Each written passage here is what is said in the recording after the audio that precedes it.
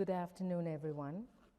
Before I read the speech from the throne, I would like to extend my sincere gratitude to all members of the Assembly for your dedicated service to our province. The role that each of you plays is important to our system of government, and the work that you collectively do in this chamber is essential to the quality of life of Albertans. I wish each and every one of you a most productive and constructive session, and I hope that you will share my thanks with the leaders and volunteers in your constituencies who work so hard to keep our communities and province moving forward. Please also convey my gratitude to your families and loved ones who make daily sacrifices to support you. With that, I will begin the speech from the throne. Mr. Speaker, honorable members of the Legislative Assembly and fellow Albertans, I open this first session of the 31st Legislature as His Majesty the King's representative. Today, we gather on Treaty 6 territory, and I invite all honorable members to reflect upon and acknowledge the traditional territories of the First Peoples of this land and their invaluable contributions to our province and country. I also recognize Métis people in Alberta who share a deep connection with this land.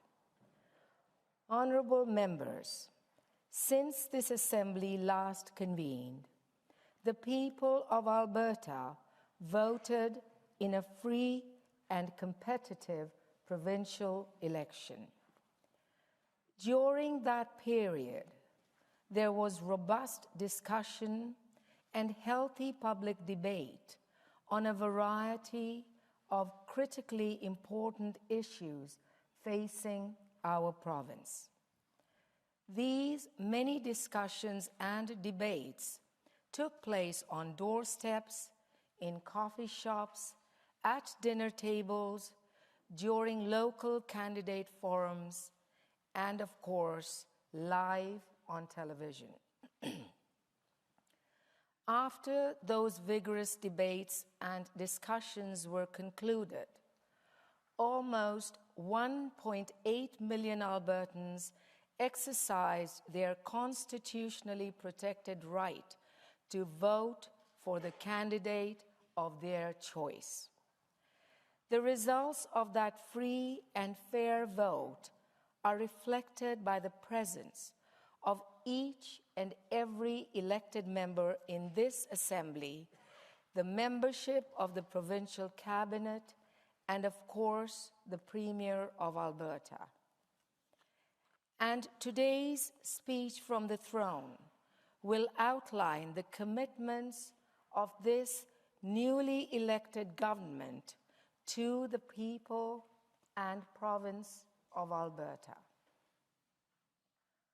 Honorable members, our province finds itself at a critical juncture in our history, and choices must be made in the coming months and years that will have generational impacts. There are powerful forces in our country, including in the federal government, that believe our province must fundamentally alter our provincial economy and way of life, and that we must do so without delay or concern of cost. These individuals believe that developing Alberta's natural resources is inconsistent with reducing global emissions.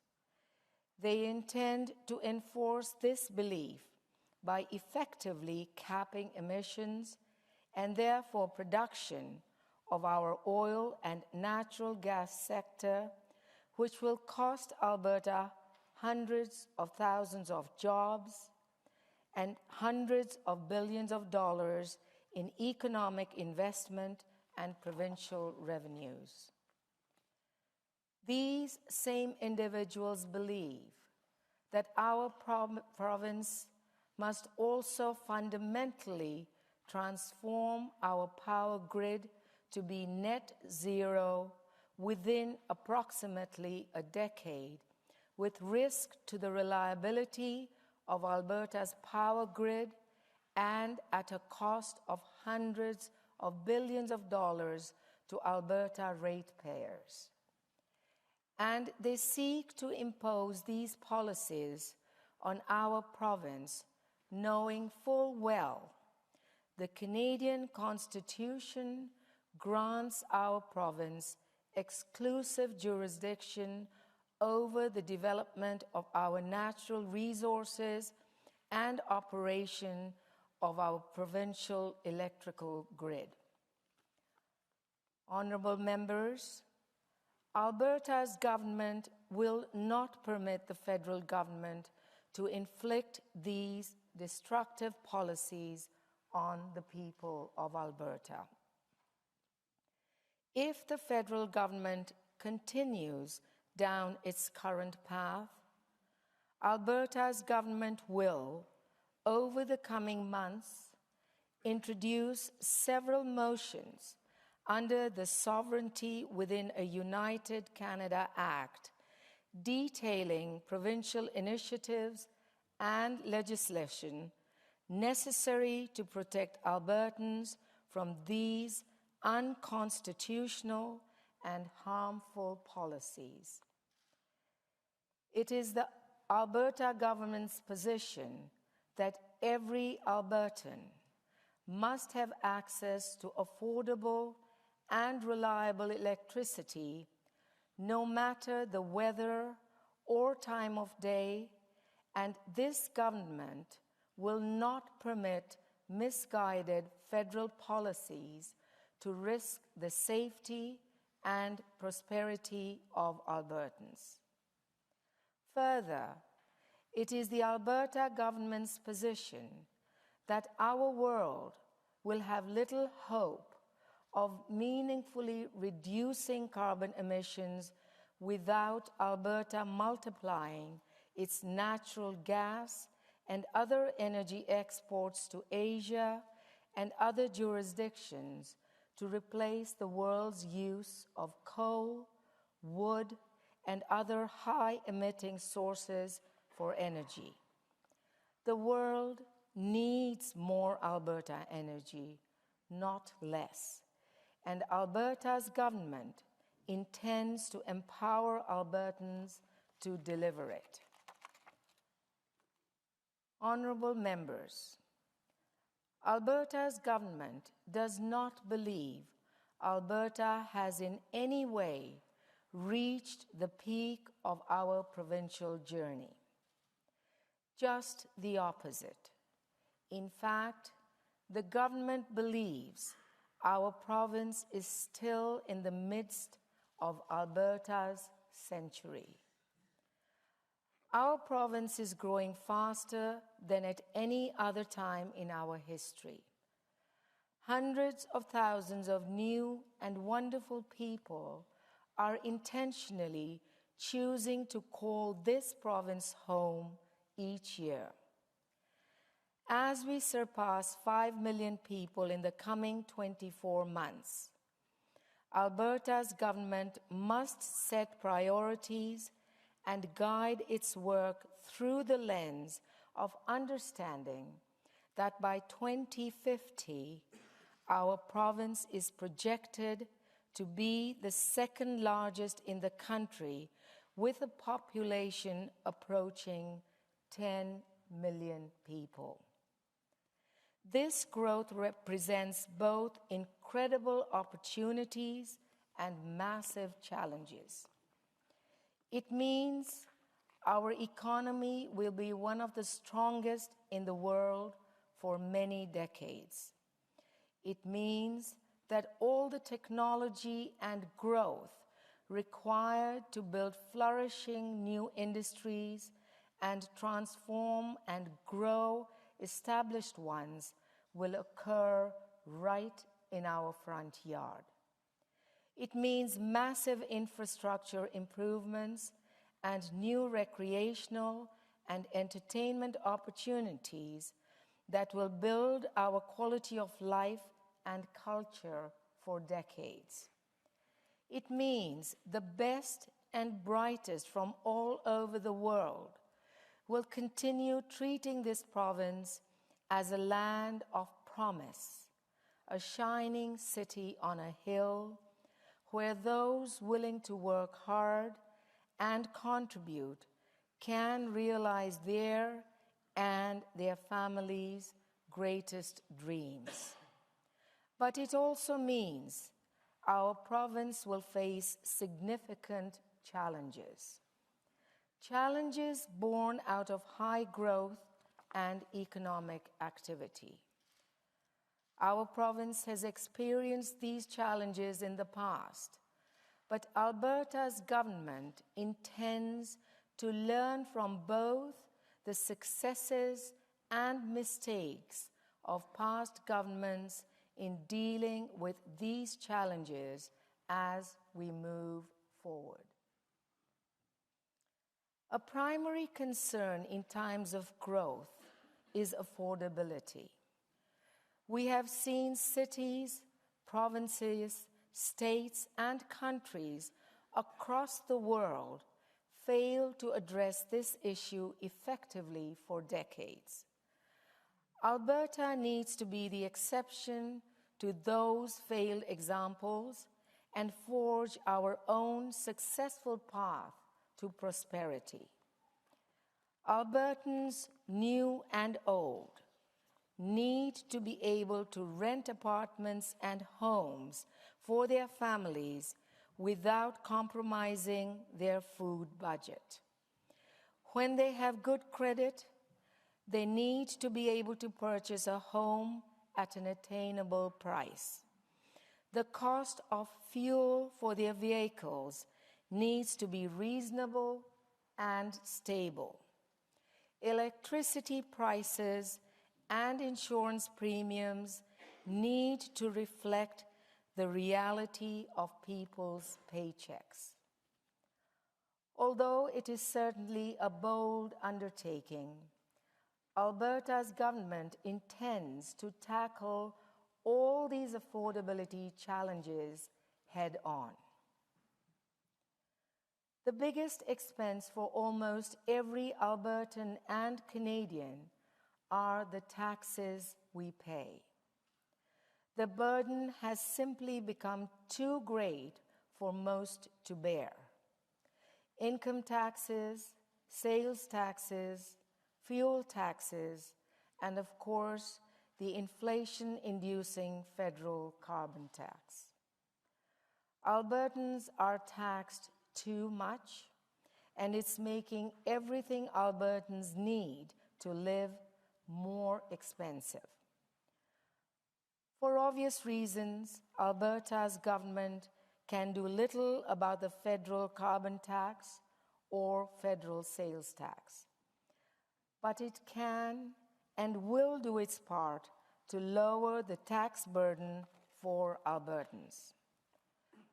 That is why Alberta's government will introduce Bill 1, the Taxpayer Protection Amendment Act, to guarantee there will be no new taxes or increases in personal or business taxes in this province without approval by Albertans in a referendum. In addition, Alberta's government will lower the tax burden for Albertans by creating a new 8% tax bracket on income under $60,000, saving Alberta taxpayers up to $750 annually.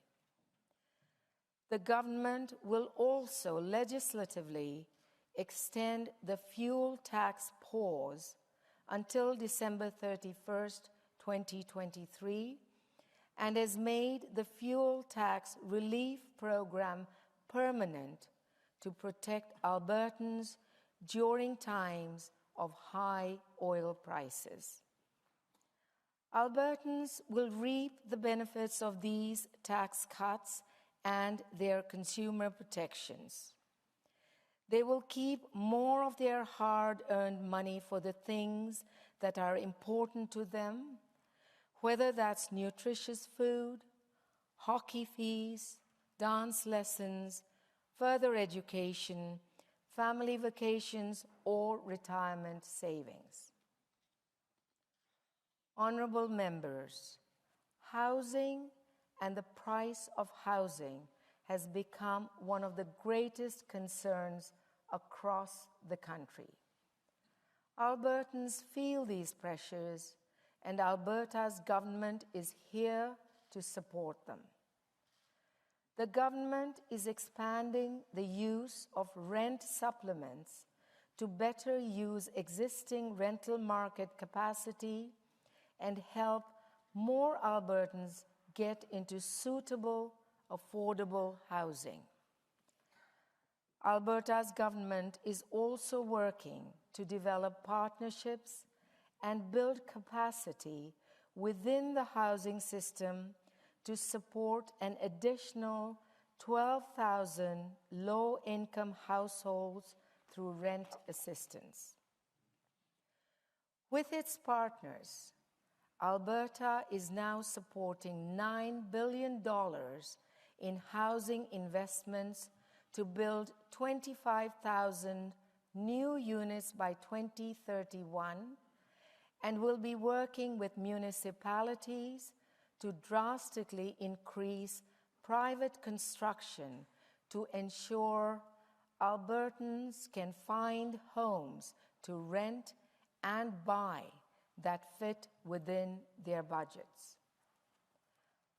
Albertans' electricity costs are too high, honorable members. There are many reasons for this. A rushed provincial transition from coal to natural gas and federal policies that are scaring away new investment in electricity generation from natural gas are the primary culprits, but there are certainly additional factors. Regardless, electricity in Alberta has gone from being among the most affordable in the country to among the most expensive. Alberta's government will not allow that to continue. Over the coming months, Alberta's government will work collaboratively with industry and consumers on a package of substantive reforms to ensure Albertans have an electricity grid that gives them access to affordable and reliable power and supports the expansion of a power grid that will need to more than double its base load capacity in the coming decades. These reforms will ensure ample natural gas-generated electricity is brought onto the electricity grid to ensure prices are pushed down and the lights always stay on. It will ensure that our electricity market is free from market manipulation and that ratepayers are not left with unaffordable electricity rates under what is now inappropriately termed the regulated rate option. Alberta's government will incentivize investments in carbon capture, utilization and storage, nuclear, geothermal, and other reliable sources of base load power. It will modernize the grid and incentivize consumers to install solar panels and other energy-efficient technologies in their homes and businesses to decrease demand stress on the grid. And Alberta's government will conclude work on a regulatory regime that continues to see Alberta lead the country in renewable energy growth in a manner that is financially sustainable, protects our pristine landscapes and prime agricultural lands, guarantees end-of-life site reclamation, and does not risk the integrity of our power grid. Simply put, Albertans will have affordable and reliable electricity when and where they need it. And the province will accomplish all this while moving towards a carbon-neutral electrical grid by 2050. Insurance premiums are another cost of living pressure that this government must act on. Albertans can't just choose not to have insurance. They need it for their vehicles and property. And although Alberta's government supports the consumer choices and other advantages that our free market insurance system provides, our insurance industry must understand that when it provides a product that effectively all Albertans are required to have, consumers must be protected from undeserved spikes in the costs of those products. That is why Alberta's government froze auto insurance rates before the end of last year. And it is why, when the government lifts that freeze in the new year, it will also implement a series of reforms to limit increases to premiums for drivers who have safe driving records, and introduce other changes to assist insurers to keep premiums more reasonable and competitive with the rest of the country on a go-forward basis. Life in Alberta must be affordable for those who choose to live here. Life in Alberta must also be safe. Albertans are done with allowing further deterioration of public safety on our streets, especially in Edmonton and Calgary. They are done with open-air drug use and unsafe tent cities, and criminals being repeatedly released on bail to reoffend. Albertans are tired of the excuses and tolerance for the criminal behavior by those who seem to think that what we see on our streets is acceptable in any way. That is why Alberta's government will provide funding to support the hiring of hundreds of new police officers and introduce multiple justice system reforms to do all that is possible as a province to arrest and put criminals behind bars. While Albertans are looking for consequences for criminals, our hearts also break as we see so many falling into the deadly and destructive trap of addiction and untreated mental health issues. In many instances, these Albertans have become a danger to themselves and others in the community. That is one of the reasons why Alberta's government will introduce legislation to create a compassionate intervention program for those who have lost the capacity to make life-saving decisions and are a danger to themselves or others.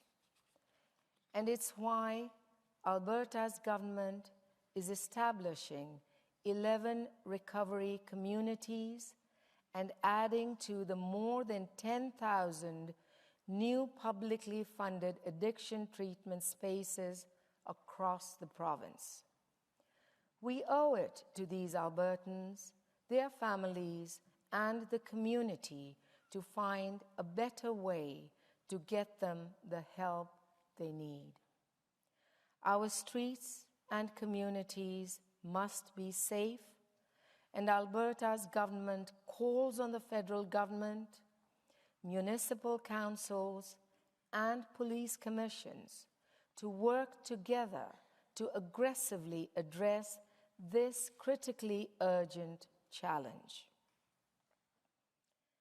As our province doubles in size over the coming decades, we will also need to significantly improve and grow the capacity of our healthcare system for all Albertans. Despite the excellent work of doctors, nurses, and other frontline staff, more work is needed so Albertans can access world-class healthcare when and where they need it. Alberta's government began down this road last fall with its Healthcare Action Plan. While we have seen some success with reducing wait times in emergency rooms and for surgeries and improving ambulance response times, the government believes more needs to be done. Earlier this month, Alberta's government took action to help Albertans get more access to family doctors and other local health professionals, which is the foundation of a healthier province. The government will have more to say in the coming weeks on additional action to decentralize decision-making and move additional health resources and professionals to the front lines. This, in turn, will increase healthcare capacity and improve healthcare delivery in the province and lead to better outcomes for patients. Honourable members, with the substantial growth our province is set to experience in the years ahead, Alberta's government must significantly expand the number of spaces in our kindergarten through grade 12 and post-secondary education systems. Not only does our province need many more classrooms, teachers, assistants, and support staff, we also need more quality educational choices for parents by growing capacity in and improving the quality of our public, separate, charter, independent, and home schooling systems. Government will further integrate mental health supports within schools and continue to implement additional educational assistance into classrooms to address the unique and specialized needs of many of our students. Alberta's government will also ensure our kindergarten through grade 12 and post-secondary school systems outline clear paths for students and parents to help direct students into the jobs and careers our province needs most.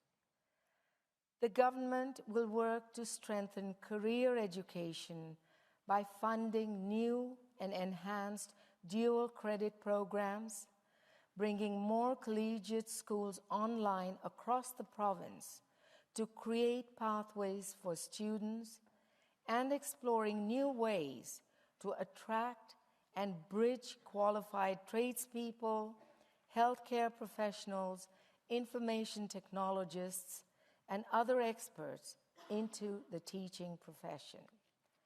And Alberta's government will champion skilled trades and professions to ensure young Albertans know that apprenticeship education has as much merit and value as any other form of post-secondary study. Our children deserve a world-class education system geared towards obtaining jobs and success in the economy of today and tomorrow. Alberta's government will ensure they have it. Honorable members, if Alberta wishes to maintain and further grow one of the world's most successful economies, the government believes we must build on our core strengths while incentivizing the creation and growth of new industries and opportunities. Our province is the fourth largest producer of oil and gas in the entire world and is far and away its most environmentally responsible one. Alberta will not be content with fourth place, not when our province's energy reserves and environmental technologies are second to none, and when increasing our exports can guarantee energy security for the free world while replacing thousands of megatons of carbon dioxide from coal and other high-emission fuels with clean Alberta LNG and responsibly developed oil products. That is why Alberta's government is forming a cross-ministry working group to review and reform how it regulates natural resource development in this province. Not only will Alberta be the greenest energy producer in the world, the government will ensure we create one of the most efficient, timely, and red tape-free jurisdictions on the planet to invest in energy, whether that be conventional, non-conventional, renewable, or otherwise. Alberta's government will ensure the entire world understands that the words Alberta and energy are inextricably linked for generations. Further, with food security becoming an emerging world challenge, Alberta is perfectly placed to help feed the world with our world-class agricultural entrepreneurs, farmers, and ranchers. That is why Alberta launched the Agri-Processing Investment Tax Credit to attract large-scale investment in value-added agricultural manufacturing. This tax credit builds on the province's other competitive advantages and maximizes opportunities to create more jobs for Albertans. And although energy and agriculture will be the bread and butter of our economy for the foreseeable future, the government will not wait to build the industries of tomorrow. Alberta's government will incentivize the development of new and emerging industries such as hydrogen, rare earth minerals, technology, new forestry products, tourism, and culture. And as it does so, the government will remove barriers for new Albertans to qualify to work in the jobs our economy needs most, and where they are often already qualified to work, by working with our professional regulatory partners to create a more efficient and streamlined system for the best and brightest to join the workforce of tomorrow and secure our province's future. Alberta's government will also remain steadfastly committed to economic reconciliation by partnering in prosperity with Indigenous communities as we unlock Alberta's full economic potential together. Alberta's government has expanded the capacity of the Alberta Indigenous Opportunities Corporation to $2 billion and will further increase it to $3 billion so it can continue to remove barriers to Indigenous investments by providing large loan guarantees that weren't previously available. And in Budget 2023, Alberta's government created the Indigenous Reconciliation Initiative, which supports Indigenous-led economic and cultural initiatives. Economic reconciliation is about improving social outcomes by creating jobs and opportunities for Indigenous peoples in Alberta. It is about collaboration, and it is a central part of this government's commitment to walking the path toward reconciliation together. Honourable members, as our province grows by another 1 million people over the next 5 years and to 10 million by 2050, so too must investment in our municipalities and provincial transportation network. Aside from healthcare facilities, schools, and other needed building infrastructure, the province needs to substantially invest in infrastructure that incentivizes economic development, attracts skilled professionals, and increases the quality of life of Albertans. That is why Alberta's government has been working closely with municipalities across Alberta to finalize a new funding framework that is tied to provincial revenues and provides more predictability for capital planning at the municipal level.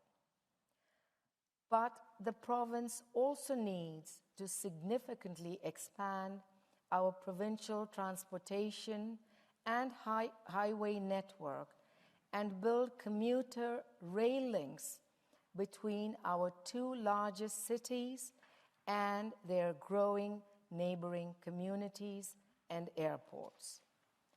We need to decongest our highways to Kananaskis and Banff with a passenger rail tie between the Calgary Airport, downtown Calgary, and Canmore, Banff.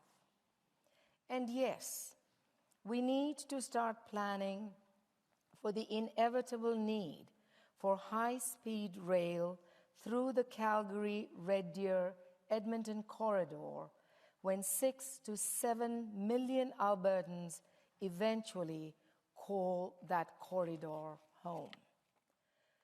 These investments are decades long and should not be made randomly. They must be planned carefully and in an integrated fashion to ensure the most efficient and timely use of tax dollars. Alberta's government intends to do just that. Alberta's government will do all of what has been spoken of today within the discipline of our province's newly passed fiscal framework. It will simply not place crushing debt on the backs of future generations of Albertans. Our children and grandchildren deserve so much better. Alberta's government will give them better. It will balance our provincial budget each year. It will limit spending increases each year to below inflation plus population growth.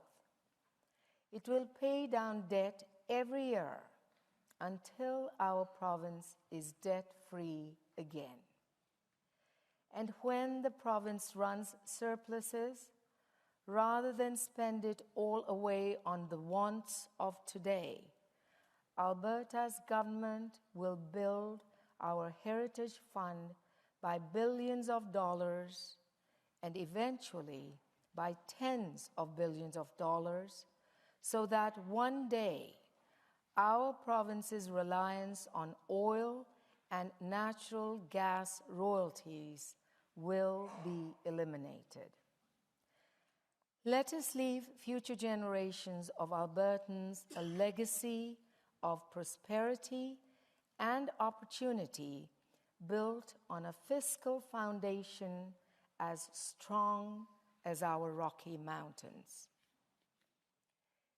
Yes, honorable members, this government's agenda is ambitious, but so too are Albertans.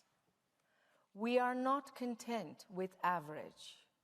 We are not a people to say good enough when the job is not yet finished.